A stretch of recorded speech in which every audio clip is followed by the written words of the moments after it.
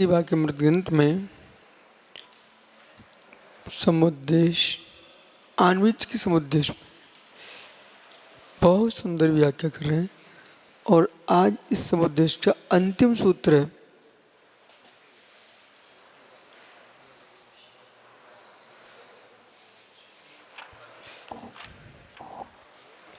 सुनिए महात्मा अंकुश जी। पूर्व में कहा विपत अंता खल मित्री, बोलो दुष्टों की मित्री अंत में विपत्ति ही देखी जाती है। इसलिए साधु पुरुषों को दुष्टों की संगति से आत्मरक्षा करना चाहिए। आज तक इतिहास साक्षी है, दुष्टों ने जो है शिष्टों का नाश ही किया। इसलिए साधु पुरुषों की संगति करना चाहिए, असाधु पुरुषों की संगति नहीं करना चाहिए। इसलिए न पाप से घृणा करो न पापी से घृणा करो, दोनों से आत्मरक्षा करना चाहिए। घृणा में विरक्ति में बहुत अंतर है। विरक्त होना चाहिए, घृणा नहीं करना चाहिए। ये तपस्वी की तपस्या है। घृणा में द्वेष बुद्धि है और विरक्ति में माध्यस्थ भाव है। मुझे उससे कोई लेन देन नहीं है, उसके हित हितकारी मेरा कोई विचार नहीं है, मुझे तो आत्मरक्षा करने का भाव है और विरक्त हो चुका है। ये किसी अज्ञानी ने बोल दिया तो अपन को उसकी पुष्टि नहीं करते रहना चाहिए, ठीक है ना। घृणा क्यों करें? घृणा जो है कसा है, घृणा कसा है? उद्वेग, संचारी भाग। इधर नो कसा है, हास रति रति सुख भय जुगुप्सा, स्त्री वेद नपुंसक वेद, ये सब क्या विचिक्षा न घृणा में आता है। इसलिए ध्यान दो, जब आप अध्यात्म की पराकाष्ठा की ओर जाएंगे, आत्मा को कसा से बचाने का भाव रखेंगे, तो आप ये निर्णय करेंगे मुझे पापियों से तो द्वेष बुद्धि रखना ही नहीं है। उनका उदिक भाव है, जो पाप प्रवृत्ति है उससे द्वेष बुद्धि नहीं रखेंगे, क्योंकि अरति भाव है। अरति भाव नहीं करना मुझे तो उससे संसार में वृद्धि कारण है, पाप वृद्धि कारण है। जो पाप वृद्धि कारण उससे आत्मरक्षा करना है। राग देश रहित ही मोक्ष मार्ग होता है। मोक्ष मार्ग में राग देश का कोई स्थान नहीं होता, ऐसा समझना चाहिए। आगे बहुत सुंदर नीति कह रहे हैं भगवत सोमदेव सूरी। और ये जितने श्रवण यहाँ विराजते हैं, चंचलता शून्य होकर बैठे तो ज़्यादा अच्छा है। वो आप सुनिए, देखने की कोई जरूरत नहीं है। रावण का नाश हो गया, कमट का विनाश हो गया, दुर्योधन नष्ट हो गया, कीचक विलीन हो गया, बड़े बड़े धुरंधर साधु संत तपस्वी जेल पहुंच गए, जेल पहुंच गए।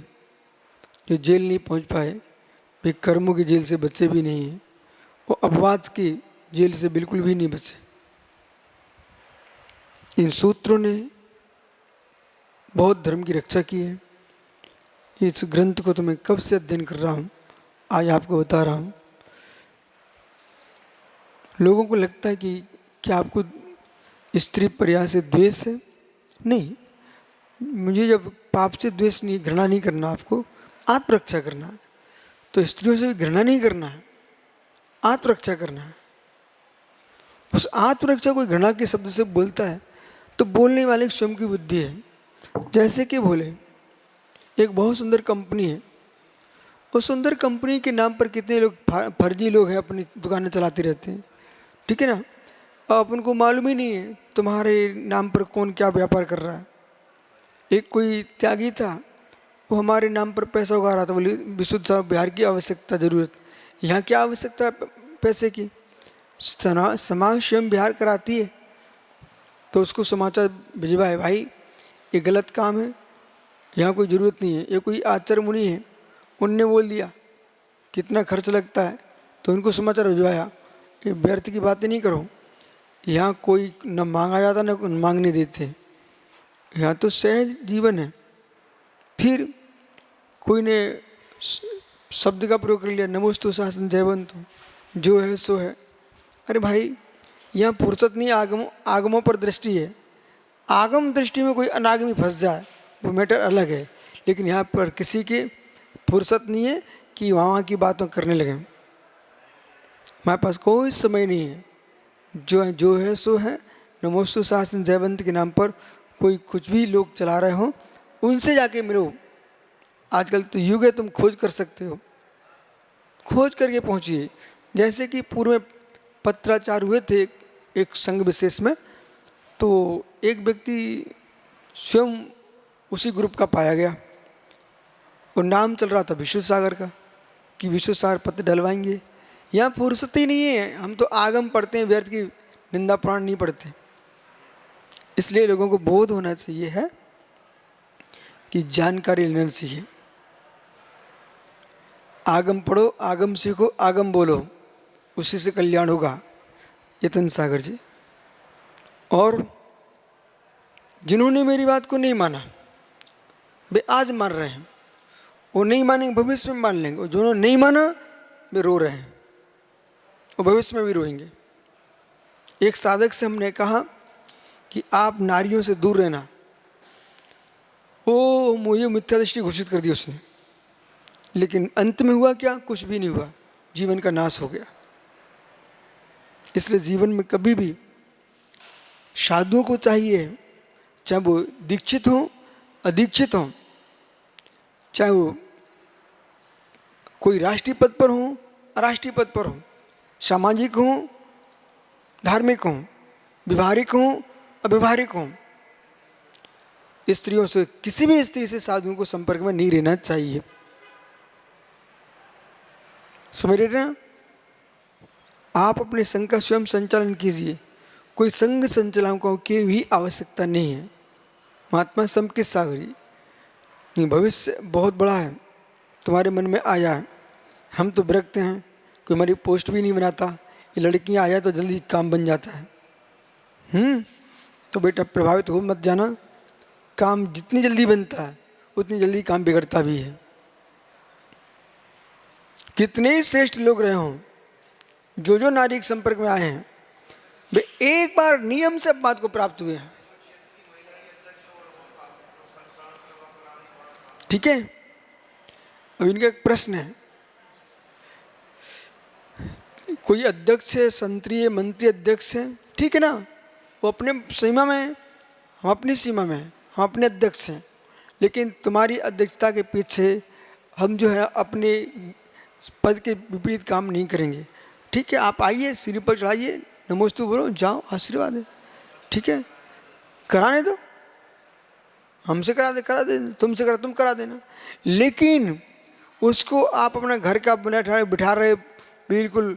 अरे भाई ऐसा है, कोई कभी कभी माताओं के द्वार से विधान हो रहे हैं, उन्होंने निवेदन के लिए, गुरुजी आप आशीर्वाद दे दो, मेरा प्रवचन कर दो, उसमें कोई पाप नहीं है, लेकिन तुम अपने संघ की सोमनी बना के रख रहे हो, अपने संघ का अध्यक्ष नहीं बनाना, समाज का अध्यक्ष रहने दो, हमें क्या लेने देना। समझ रहे कि नहीं आप? कई क्षेत्रों में अध्यक्ष हैं, आपका राष्ट्रपति महिला है, आप क्या करोगे? ठीक है, तो ऐसा नहीं है, दोनों की चलती। आओ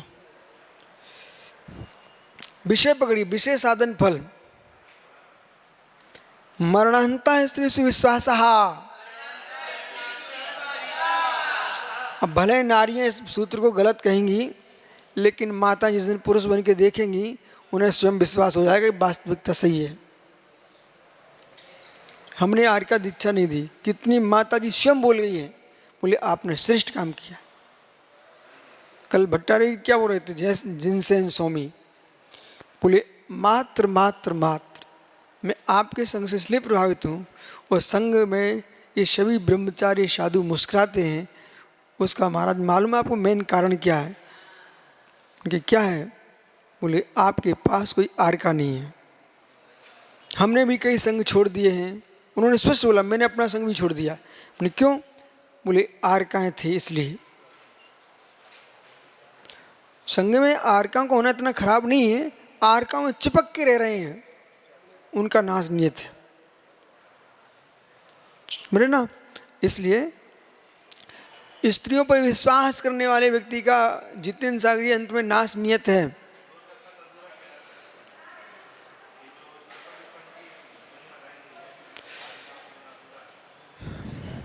आइए जो महिमा गा रहे हैं उनसे पूछ तुम्हारी महिमा कितनी बची है। जो निर्विकल्प सागर जी क्लास चल रही है, इतनी मर्यादा तो रखो। तो मरणांत में स्त्रीसु विश्वासा, उनको भी समझाओ। इसलिए अनायका विनिसंति, विनिसंति बाल नायका, स्त्री नायका विनिसंति, विनिसंति बहु नायका, अनायका विनिसंति, विनिसंति बहु नायका, बाल नायका विनिसंति, विनिसंति स्त्री नायका। जब कोई नायक नहीं उसका नाश है, बहुत से नायक वहाँ नाश है, बाल नायक नाश है, स्त्री नायक नाश है। इसलिए तत्व ज्ञानी होना चाहिए। एक सज्जन से हमने कहा भाई थोड़ी दूरी बनाइए। हंसी कहाँ है? दूरी बनाइए, नहीं बना पाए। हम पढ़े लिखे हैं, हम पढ़े लिखे हैं, आप रूढ़ी हो, पुराने साधु हो।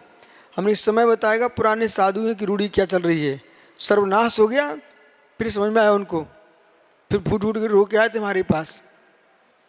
इसलिए ध्यान रखो, जो जो स्त्रियों से चिपकेगा, ये पढ़े लिखापन मत दिखाइए। विषय विकार न अज्ञानी देखते ना ज्ञानी देखते हैं। समझ रहे हैं सारस्वत जी? देखो अभी तुम मेरे अंदर अंदर हो बेटा, जैसे तुम बाहर जाओगे फैलाव बढ़ेगा, लोग तुमको समझाने आएंगे और दिखाई भी देता है। जिन संगों में महताएं बहनें हैं, आर्काएँ हैं, आहार पानी अच्छे होते हैं, वो माताएं ज़्यादा चिपकती भी हैं, रोके भी दिखाती हैं और प्रभावना भी ज़्यादा करते दिखती हैं। परंतु उनकी प्रभावना जो है ना ऐसे है बालू का ढेर नहीं, रुई का ढेर। उनकी जो प्रभावना रुई का ढेर है, एक काड़ी में समाप्त हो जाएगा। इसलिए बालक बिल्कुल प्रभावित होना मत, बिल्कुल नहीं प्रभावित होना। गोमटेश में बहुत सारी माता जी आई थी मेरे पास, मुझे आपसे परीक्षा मुख पढ़ना है, उनकी मैं असमर्थ हूँ, सामूहिक पढ़िए, ठीक है। सागर हमारे साथ दूसरे संघ का भी चौमासा था एक बार, उसमें आर्काएँ भी थी। उन्होंने कहा मुझे आपसे आलाप पद्धति पढ़ना है। मैंने कहा सामूहिक क्लास लगेगी माता जी, उसमें आप पढ़ सकते हैं, ठीक है ना। आप सामूहिक क्लास लगते उसमें पढ़ सकते हैं, परंतु एक अकेली आर्का को, किसी भी स्त्री को मेरा पढ़ाने का परित्याग है। भगवत अष्टपाण में स्पष्ट लिखा है, कोई आचार्य मुनि नहीं माने उससे मतलब ये थोड़ी कि आगम नष्ट हो जाएगा। महिलाओं को पढ़ाना लिखाना मुनियों को निषेध लिखा है। जिनको देखना तो अष्टपाठ उठा के देख लीजिए, सुनते जाओ समकित सागर। ज्ञान बढ़ने के बाद व्यक्ति को लोभ बढ़ता है। संजय सागर जैसे लोग पढ़ाने के लोभ में तो छूट गए, क्यों अकेले भाग रहे? पढ़ाने का मात्र राग। तो ये पढ़ाने का राग जो है ना व्यक्ति को वो भी कष्ट देता है। तुम्हारी विद्या की प्राप्ति पुण्य से होती है और विद्या का दान भी पुण्य से होता है। जिनका पुण्य तेज नहीं है, वे दानंतरा कर्म को उदयचरा तुम दे नहीं सकते हो, लाभंतरा का उदयचरा तुम ले नहीं सकते हो। तो सिद्धांतों पर ध्यान देना चाहिए, ठीक है। इसलिए जो भी यहाँ प्रधानता भाव स्थिति तो तुम देख नहीं पा रहे हो, द्रव्य स्थिति से बचिए, आपसे ही कह रहा हूँ, ठीक है। भाव स्त्री आप भी हो सकते हो, कोई विकल्प नहीं है।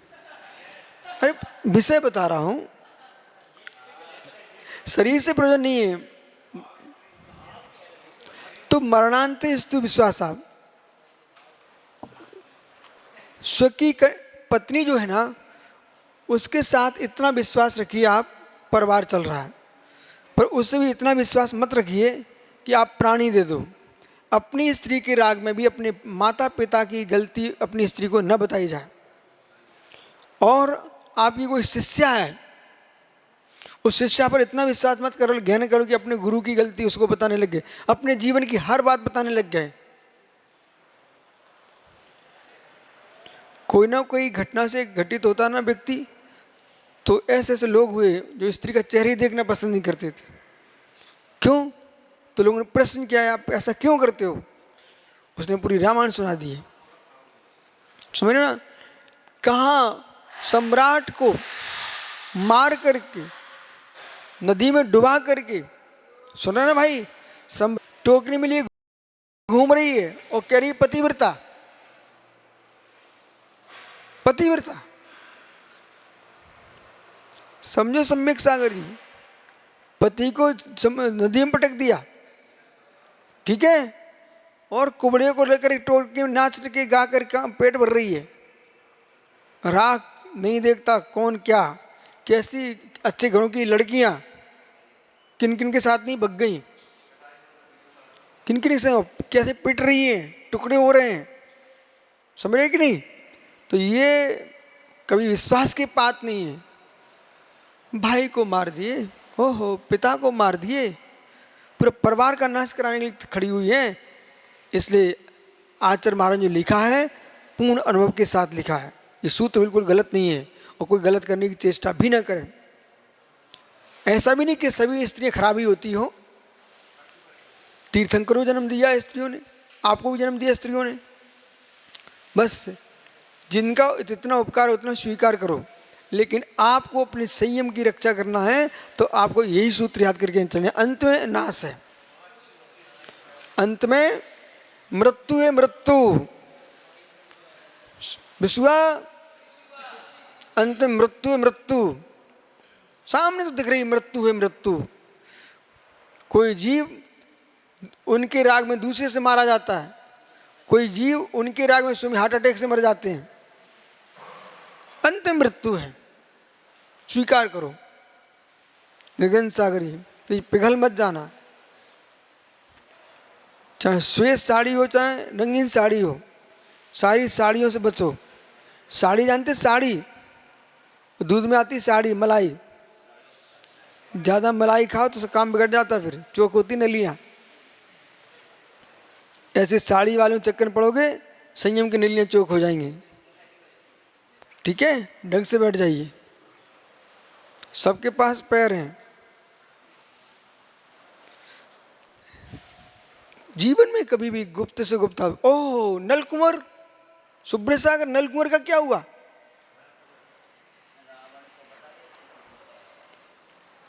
नलकुंवर का क्या हुआ?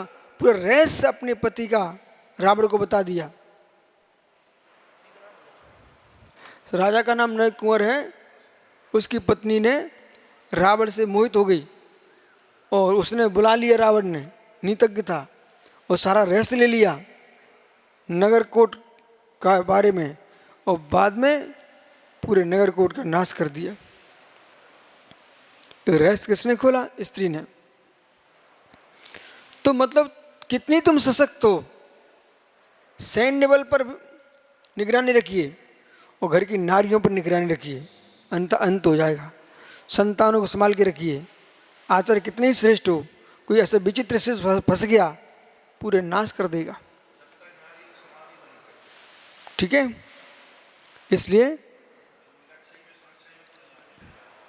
इसलिए माता बहनों का अपना स्थान है।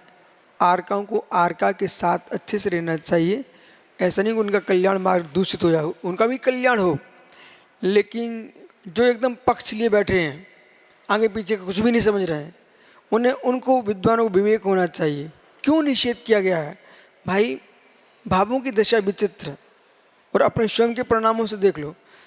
जो 24 घंटे आर्काओं को मुनि संघों में रखने की पुष्टि कर रहे हैं ना, उस विद्वान से मिल लो, तुम्हारे साथ क्या हुआ है, तुम्हारे साथ क्या हुआ, अपने परिणामों से मिलिए आप।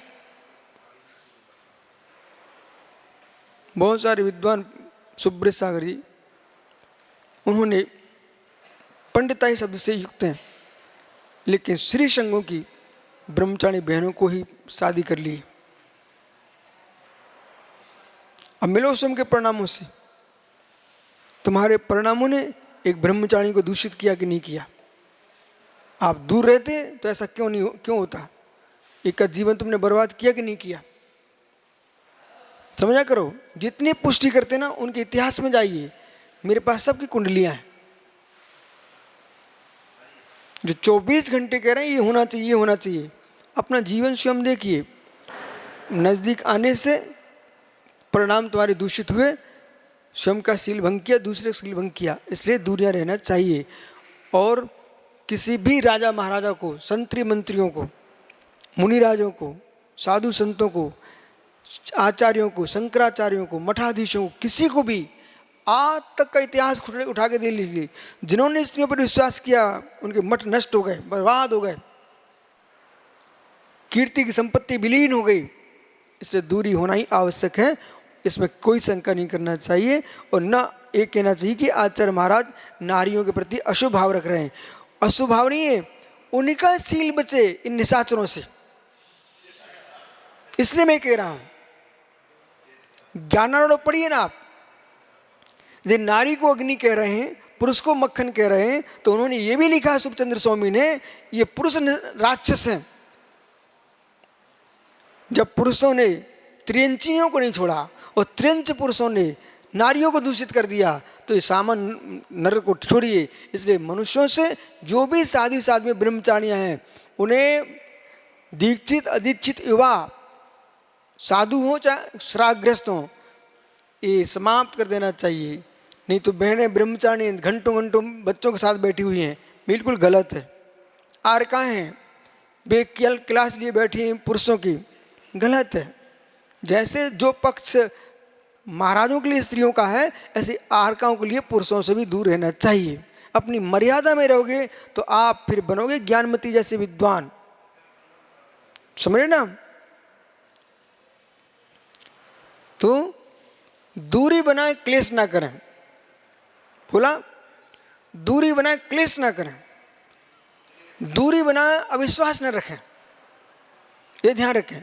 दूरी बनाए अविश्वास ना फैलाएं, मानसिक दूरी बना के रखें। लेकिन ये युग चल रहा है कि अनुशासित आदमी के प्रति अशुभ विचार करने वाले लोग हैं, वो अनुशासनहीनों के प्रति भीड़ लगाने वाले हैं। जिस जयंत सागर जी, सुनना ना बालक, पूरी लीला एक क्षण मिट्टी मिल जाती है। होली खेलने वाले से पूछो, जेल में होली खेल रहे हैं। इस प्रकार समझना चाहिए, इससे आगे विचार करेंगे।